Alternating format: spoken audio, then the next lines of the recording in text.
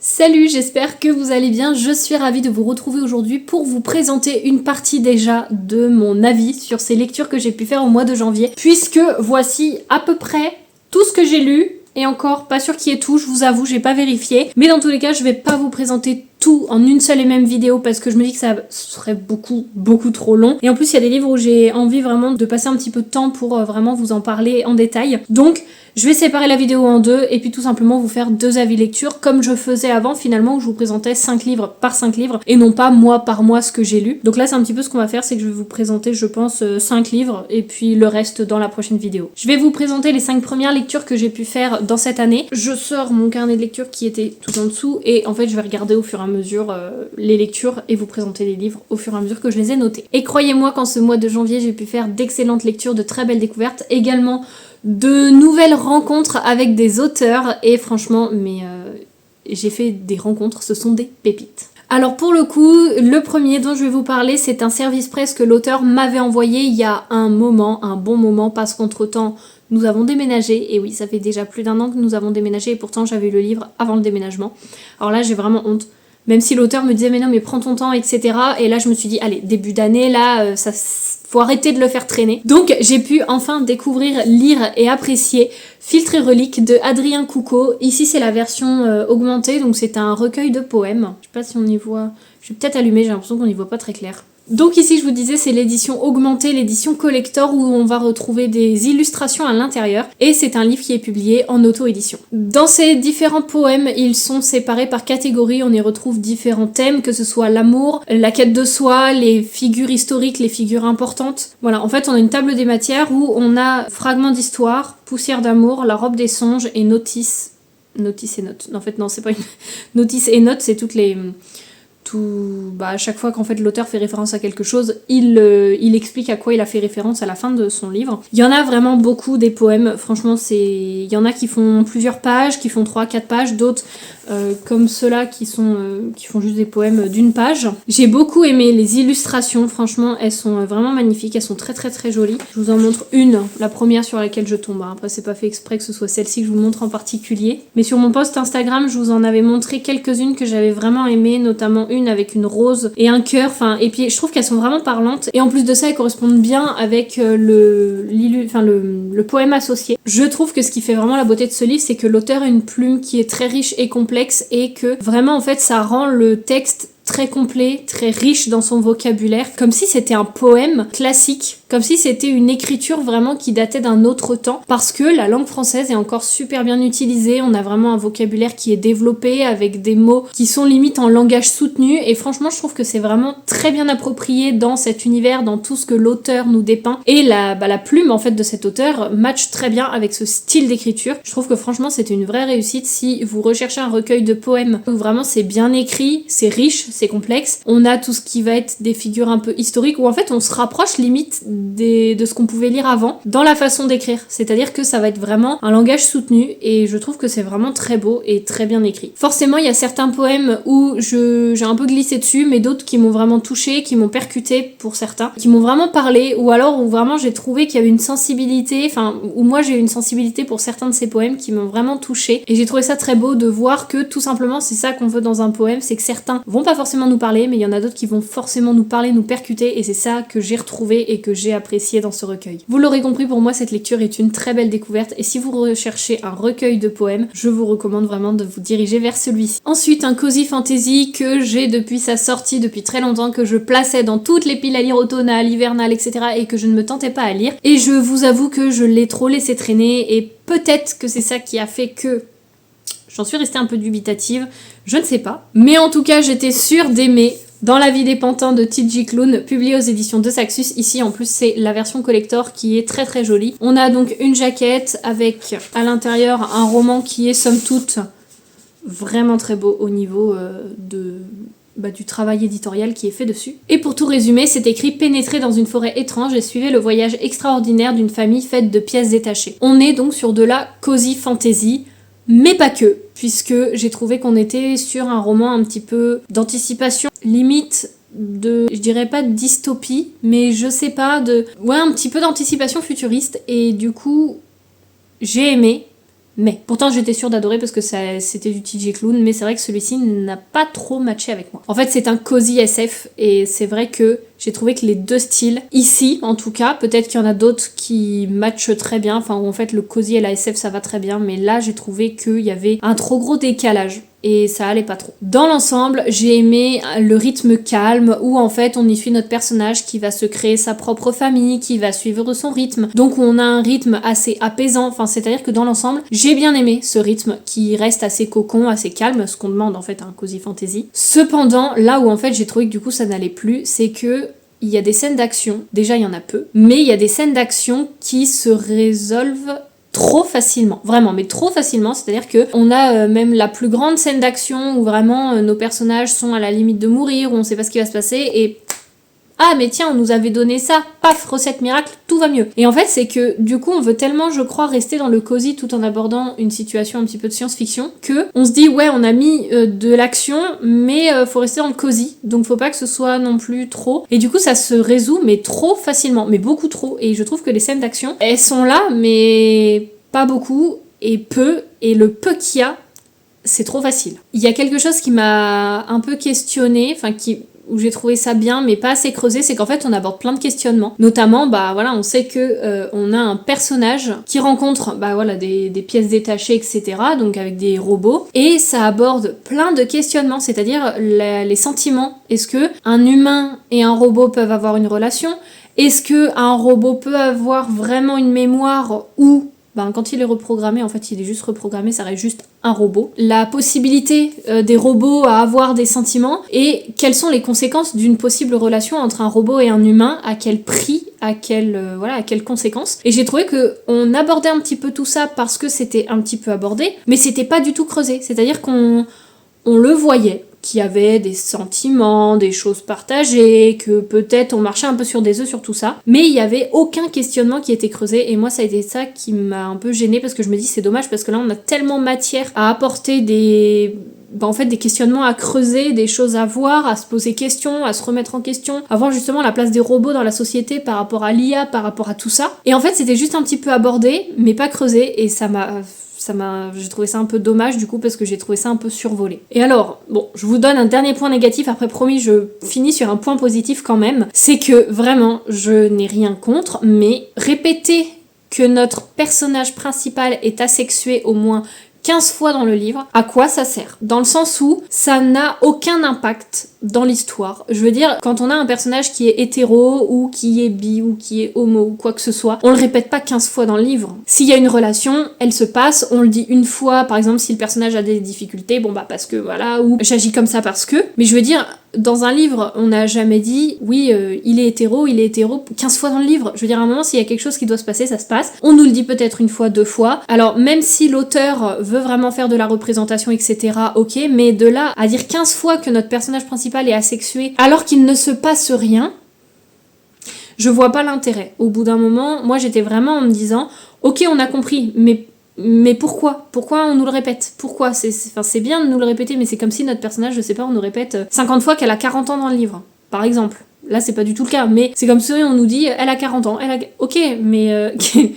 au bout d'un moment, qu'est-ce que ça peut me faire? Et j'en ai parlé avec Evali, et même elle, ça a été son plus gros point négatif, entre guillemets, c'est, ok, on a compris, mais là, dans le livre, là, ça ne sert à rien. Et donc je trouve que c'est ça qui est dommage, c'est qu'il y a plein de points qui sont abordés. Ce fait qu'ils se disent asexués, le fait d'avoir des sentiments, enfin d'avoir des relations amicales ou plus avec des robots, et du coup en fait ça, je trouve il y a plein de choses qui amènent des questions, mais les questions ne sont pas abordées, et j'ai trouvé ça vraiment dommage du coup dans ce livre. En même temps je me dis ça reste un cosy, donc peut-être qu'on veut rester sur le côté doudou etc sans trop plonger dedans, mais en même temps je trouve que pour cosy SF il n'y a pas assez d'équilibre entre les deux, et donc soit on reste trop dans la cosy et pas assez dans le SF, soit le SF n'avait rien à faire là, dans le sens où on amène plein de questionnements qu'on ne voit pas en fait et qu'on ne résout pas, et moi j'ai trouvé ça dommage. Mais le gros point positif de ce livre, il faut quand même le dire, ce sont les personnages secondaires qui sont d'un humour et qui sont tellement attachants. Vraiment moi je les ai adorés, ils ont leur caractère, et pareil ça pose question, mais j'ai vraiment adoré leur humour, leur façon d'être, le lien qu'ils tissent avec notre personnage principal, et même nous comment on s'attache à eux. Enfin vraiment j'ai adoré ces personnages là. Ils ajoutent vraiment quelque chose dans la construction du protagoniste et on le voit, mais encore une fois l'équilibre dans ce livre, je l'ai pas ressenti et il m'a manqué pas mal de choses. Ce qui est dommage. Le livre aurait pu faire beaucoup plus de pages, que ça m'aurait pas gêné, mais c'est vrai que du coup il m'a manqué quelques trucs quand même. Et du coup c'est quand je vois élu meilleur livre de science-fiction 2023 par Goodreads Choice Award. Il a fini finaliste aussi du prix Hugo. Je ne remets pas du tout en cause tout ça, mais du coup moi ça me pose question sur meilleur roman de science-fiction. Pour moi dans la science-fiction on est censé aussi se poser des questions et remettre en question des choses. Et là, c'est pas vraiment fait. Donc, ça me pose aussi question sur le rôle de la cozy fantasy maintenant. Je vous en avais parlé dans je sais plus quelle vidéo, mais je vous avais déjà fait une grande vidéo sur pourquoi je n'aime plus les nouveaux livres et je l'avais très rapidement abordé. Après, encore une fois, là, c'est vraiment spécial à ce livre-là parce qu'encore une fois, T.J. Klune, Sous la porte qui chuchote, reste un de mes plus gros coups de cœur que j'adore et je pense que T.J. Klune, je continuerai de le découvrir, mais vraiment ce livre, ouais, je sais pas, je crois que c'est les deux styles ensemble qui m'ont pas convaincue. Ensuite, je vais vous présenter une BD, ça fait très longtemps, je sais même pas si j'en ai lu une seule l'année dernière, vraiment pour vous dire, et c'est la seule de ma pile à lire. Donc hormis si j'en ai de nouvelles cette année, mais en tout cas, voilà, c'est une BD parmi plein de romans. Et il s'agit de Edelweiss de Mayenne et Mazel, c'est publié aux éditions Vent d'Ouest, et alors là on est sur une histoire d'après-guerre. On y suit Edmond et Olympe qui lors de l'été 1947 se retrouvent lors d'un bal typique de l'après-guerre. Et le jeune ouvrier ne se doute pas que cette bourgeoise au caractère bien trempé va complètement bouleverser sa vie puisque Olympe a vraiment une mission, a vraiment un rêve dans sa vie, c'est d'escalader le Mont Blanc comme l'a fait son aïeul qui se nommait Henriette d'Angeville. Malgré tout ce qui peut se passer, Edmond promet de l'aider à réaliser ce rêve, malgré les chemins et les obstacles qui se posent en travers de leur route. Et à la fin du résumé, c'est écrit « Si l'amour peut déplacer des montagnes, il peut aussi aider à les gravir ». Voilà un petit peu les planches que l'on a, donc je les trouve vraiment très jolies. En fait, j'ai beaucoup aimé le style de ce qu'on retrouve, parce qu'on voit vraiment que c'est typique de l'après-guerre, et j'ai beaucoup aimé les vêtements. On a la condition de la femme qui est abordée avec justement cette femme qui veut être indépendante et en fait que tout le monde lui dit mais tu peux pas et t'occuper d'enfants et travailler, enfin à un moment il va falloir choisir. Et j'ai trouvé que c'était vraiment une bande dessinée pleine d'humanité et d'amour. Nos personnages vont se battre tout du long pour eux-mêmes, pour leur couple, pour justement se battre contre cette société qui ne leur correspond pas forcément. Donc on a vraiment tout le contexte qui est posé, le contexte familial, le contexte de leur rêve aussi, d'une femme qui veut juste gravir le Mont Blanc, avec un homme qui travaille et qui veut respecter ce que sa femme souhaite parce qu'il l'aime plus profondément que tout. Et en même temps, il se rend bien compte qu'il y a des choses qui ne sont pas possibles, qui sont difficiles. Ce besoin et cette envie aussi de fonder une famille et en même temps d'avoir des projets qui ne vont pas forcément avec cette vie de famille et donc de devoir soit faire des choix malgré eux, soit en essayant de combler le tout, enfin pas de combler mais de composer avec tout ce qu'ils ont et d'essayer de faire au mieux. J'ai vraiment aimé suivre cette bande dessinée avec ces personnages qui vivent leur vie entre rêves, entre la désillusion de la réalité, la douleur des événements, de tout ce qui peut s'y passer, la maladie, les accidents de la vie, le fait que parfois on a un rêve qui est énorme mais on peut pas toujours le réaliser, mais de voir à quel point l'amour peut tout déplacer, peut tout supporter et que quand on aime quelqu'un et qu'on lui montre et que vraiment on veut l'emmener au bout de ses rêves, on peut tout faire pour cette personne et que parfois en fait l'amour est la plus puissante des forces. C'était vraiment une très belle lecture. Et franchement j'ai beaucoup aimé, autant pour le contexte, pour les personnages, pour les messages véhiculés. Je trouve que vraiment si vous voulez une bande dessinée, en plus elle fait encore, elle fait hivernale, donc moi c'est vrai que je l'ai placée dans ma pile à lire d'hiver, parce qu'en fait on est plus dans le contexte de vouloir aller au Mont Blanc. Donc c'est plus par rapport à ça, mais sinon vous pouvez la lire à n'importe quelle saison, franchement ça ira complètement. Ensuite nous continuons avec un livre fantasy, je pense. Ouais, c'est fantasy fantastique que l'auteur m'a envoyé. Il s'agit de Terre du Drogen, c'est le tome 1. Donc le tome 1 se nomme Terre du Haut, c'est écrit par Mila Andovi et c'est publié en auto-édition. Déjà, encore une fois, un grand merci à l'auteur de m'avoir envoyé son livre, de m'avoir fait confiance. Donc c'est un service presse non rémunéré, je tiens à le préciser parce qu'il me semble que maintenant on est obligé de le dire. Enfin voilà, elle me l'a envoyé à titre gratuit. J'ai une très belle dédicace au début et franchement, déjà, on va parler du livre avant tout. Du livre en lui-même. Je trouve que, déjà j'aime beaucoup la couverture, je la trouve simple et en même temps je sais pas, j'aime beaucoup cette couverture. Déjà on a un livre qui est très qualitatif, les pages s'il vous plaît, les pages elles sont épaisses, attendez, vraiment. Les pages sont épaisses et ça c'est hyper agréable. On a, regardez comme Hop, je vous montre des endroits où notre personnage, elle a des pensées, elle entend des choses, etc. Et c'est représenté comme ça, je trouve que c'est vraiment bien représenté. On a des illustrations, on a tout un bestiaire à la fin. Regardez, le travail qui est fait dessus. On a tout un bestiaire pour chaque créature, etc. On a une page, enfin une double page avec des cartes. Et en plus de ça, quelque chose que je trouve vraiment bien et qui est à souligner, c'est qu'on a des notes sur comment se prononcent les mots. Et ça, je trouve ça vraiment bien. Par exemple là, on a le mot donc Droken, qu'on pourrait prononcer Droken de premier abord quand on le lit. Et c'est écrit, se prononce Drogen. Et je trouve ça vraiment bien de dire comment se prononcent les termes, parce que parfois quand on est dans un livre comme ça, fantasy, fantastique, et ben on a des termes qu'on ne connaît pas et on sait pas trop comment est-ce qu'on les prononce, donc on marche un peu sur des œufs. En plus là c'est le titre du livre, donc bon, c'est mieux. Mais du coup, je trouve que vraiment, il y a un travail au-delà de l'histoire en elle-même qui est vraiment fait sur la mise en page, sur le livre en lui-même, sur comment tout est embelli dans ce livre. Et je trouve que vraiment, mais rien que ça, Enfin, félicitations à l'auteur parce que c'est un très très beau travail. Par contre, si je dois juste dire un truc que j'ai pas trop compris, c'est pourquoi il y a des moments où c'est écrit en noir et d'autres moments où c'est écrit en gris, comme là par exemple. Alors il y a des moments, certes, c'est parce que on a soit des retours dans le passé, des souvenirs, des flashbacks qui reviennent, mais il y a d'autres moments où j'ai l'impression qu'on restait dans le présent. Et pourtant, on avait quand même cette écriture en grise. Donc il y a des moments où j'ai pas trop saisi la différence. Je sais pas si c'est normal, si c'est un souci d'impression par moment. Honnêtement, je ne sais pas. Après, ça va pas non plus déranger dans ma lecture. Mais voilà, c'est vraiment le petit chouille.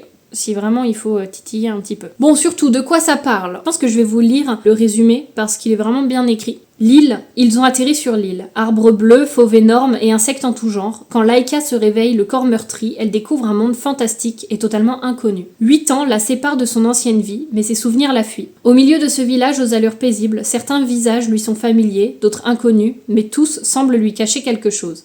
Quelqu'un détient-il des informations à propos de ce qui est arrivé à son frère ou du mystérieux accident qui l'a rendu amnésique ? Et si tout était lié ? Laika est bien décidée à tout faire pour obtenir des réponses à ces questions, encore faut-il survivre assez longtemps pour les découvrir, puisque certaines vérités s'avèrent plus dangereuses que le silence. Alors déjà, j'ai trouvé que cet univers, on rentre dedans de manière hyper fluide, c'est très très immersif puisqu'en fait on arrive avec notre personnage qui au début se réveille et est complètement perdu. Donc en fait on arrive avec notre personnage et on va redécouvrir un petit peu tout en même temps qu'elle. On découvre en fait l'univers en même temps qu'elle, je trouve que les descriptions sont bien dosées, c'est-à-dire qu'on a vraiment un mixte entre description, action, découverte, même si j'aurais aimé plus avoir de la description visuelle, peut-être sensorielle sur les lieux, sur voilà tout ce qu'elle voit, tout ce qu'elle ressent, tout ce qu'elle entend, les créatures, etc. Je trouve que ça m'a un petit peu manqué par rapport à ça, mais en même temps, notre personnage elle est tellement bouleversée de ce qui vient de se passer qu'elle est juste à fond sur qu'est-ce qui s'est passé et je veux découvrir, et donc elle va voir les personnes, elle va poser des questions, etc. Donc en même temps, je trouve que ça,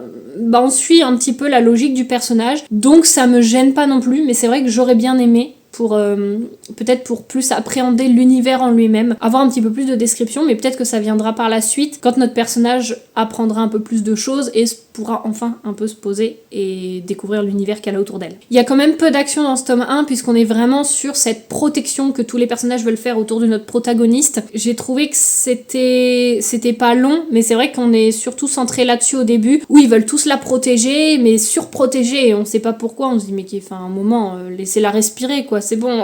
Et en même temps, on voit notre personnage, elle veut découvrir ce qui s'est passé, mais personne ne veut lui dire, et tout le monde lui dit mais t'as de la chance en fait d'avoir oublié ce qui s'est passé. Et en même temps, en fait, j'ai trouvé ça très intéressant de voir à quel point c'est vrai et en même temps c'est horrible. C'est-à-dire que quand on vit quelque chose d'horrible, on se dit j'aimerais l'oublier, j'aimerais que cet événement n'ait jamais existé et tout. Mais en même temps, si on nous retirait cet élément de la tête, tout en sachant qu'il nous manque une partie de notre histoire, qu'il y a un vide, c'est horrible en fait. On peut pas avancer dans notre vie en se disant il y a une partie de ma vie dont je me souviens pas, mais vu que c'était un traumatisme, c'est bien que je l'ai oublié. Non, on cherche à comprendre, on a envie de savoir parce qu'on peut pas se construire sur une partie de vide. Et en même temps, quand tout le monde nous répète mais c'est tellement horrible ce que t'as vécu que, crois-moi, vaut mieux que tu l'oublies, et que tous les autres personnages vivent avec un traumatisme qui reste et qui les fait peiner à avancer et qui les marque à jamais. On voit vraiment ces deux points de vue qui s'affrontent, et j'ai trouvé ça vraiment très intéressant justement dans la construction d'un personnage et dans le questionnement que ça apporte de est-ce que effacer la mémoire d'un événement traumatique, c'est vraiment quelque chose qui peut être envisagé, qui peut se poser comme question, ou justement est-ce qu'il faut juste avancer avec cette histoire-là qui fait partie maintenant de nous. Ça me fait penser un peu au livre que j'ai lu, Les âmes fragmentées, où on abordait un petit peu ça, même si on n'est pas du tout sur le même univers ni rien. Il y a eu un petit peu ce thème-là finalement qui a été abordé avec la mémoire retirée pour un événement qui est affreux. Comment en fait on peut se construire en ayant une partie de vide dans son histoire. J'ai beaucoup aimé ce tome 1 et franchement j'ai très hâte de découvrir la suite. Je sais pas en combien de tomes ça va être, mais j'ai vraiment hâte de la découvrir. Je la continuerai, ça c'est sûr. J'espère juste que la suite va dissiper un petit peu ce brouillard qu'on a autour de l'univers, parce que c'est vrai qu'on est centré sur les personnages. J'ai trouvé qu'on en avait beaucoup. Moi j'étais un peu perdue par ce nombre de personnages qu'on a dès le début, mais en même temps Laïka, elle arrive dans un village où tout le monde a déjà ses habitudes et tout, où tout le monde la connaît, mais elle se souvient pas des gens. Ou alors 8 ans avant, pour ceux qu'elle a connus 8 ans avant, donc elle les reconnaît plus vraiment. Donc en fait, il y a beaucoup de personnages, mais en même temps, c'est comme si vous mettez dans votre vie actuelle sans vous souvenir de tous ceux que vous connaissez. Par exemple, on vous met dans un repas de famille avec toute votre famille, mais vous vous souvenez plus de qui est qui, donc ça fait énormément de monde d'un coup, mais en fait, vous êtes censé les connaître. Donc, pour moi, il y a eu ce flot de personnages qui est arrivé où parfois je me disais, ah oui, c'est lui, ah non, c'est pas lui.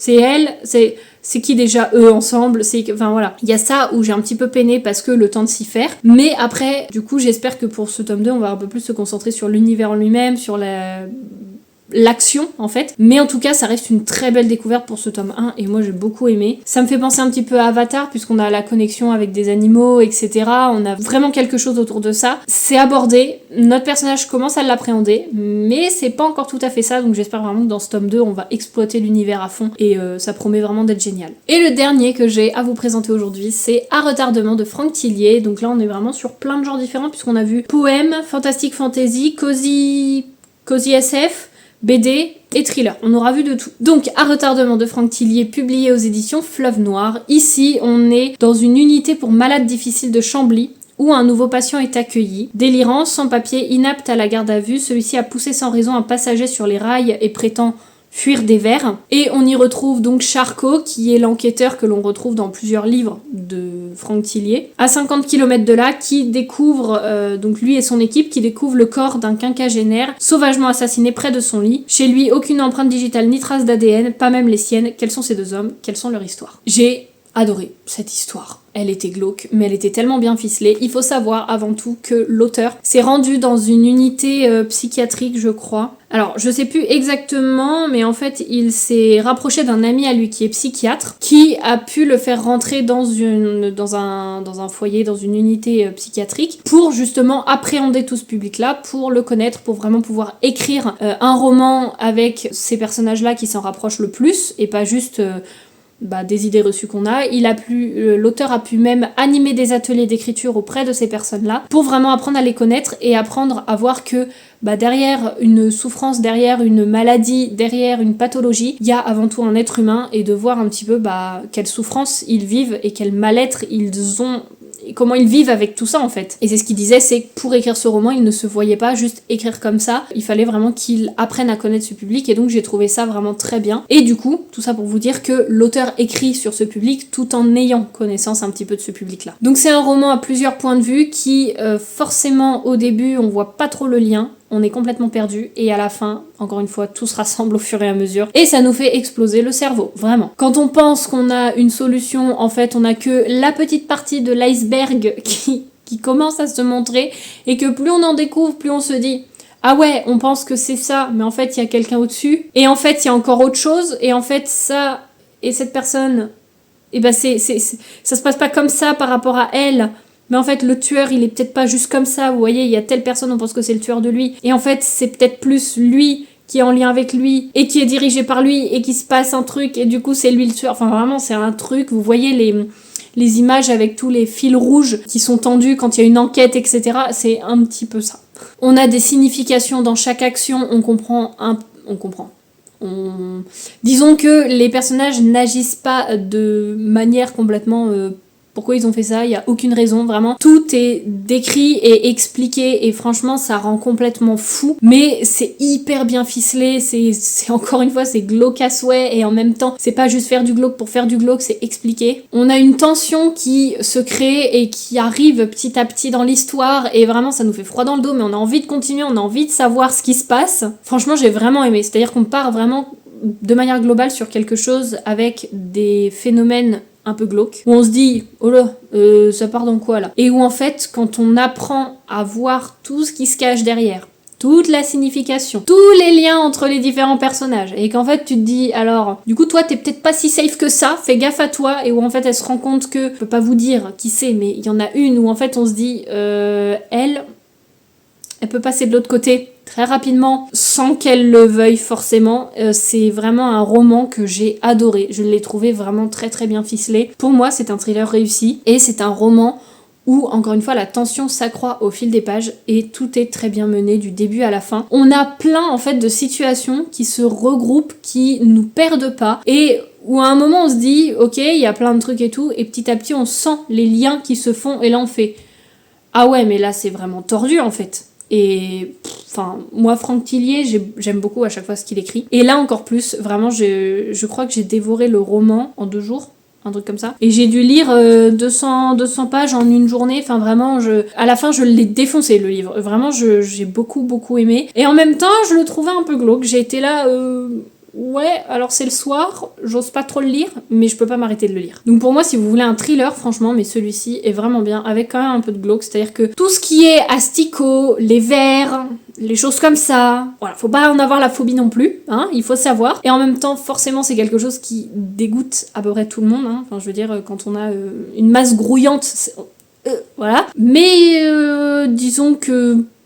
foncez quand même, c'est glauque mais foncez quand même, il est excellent, ce livre est vraiment excellent. Voilà pour cette première partie de vidéo d'avis lecture, vous voyez j'aurais pas pu tout présenter, je vous ai présenté quasiment que la moitié et pourtant la vidéo est déjà assez longue comme ça, enfin j'avais vraiment pas mal de trucs à vous dire parce que franchement pour moi on mérite vraiment de s'arrêter sur chaque lecture pour une raison ou pour une autre. En tout cas j'espère vraiment que certaines de ces lectures auront pu vous intéresser, auront pu peut-être titiller votre curiosité, n'hésitez vraiment pas à me dire si certaines sont dans votre wishlist, dans votre pile à lire, sont lues, que vous comptez les lire ou pas. En tout cas, n'hésitez vraiment pas à me faire un retour, ça me fait toujours super plaisir comme d'habitude. Je vous remercie d'avoir visionné cette vidéo jusqu'au bout et comme d'habitude, moi je vous dis à la semaine prochaine pour la nouvelle vidéo et d'ici là, je vous souhaite de faire de très belles lectures. Salut!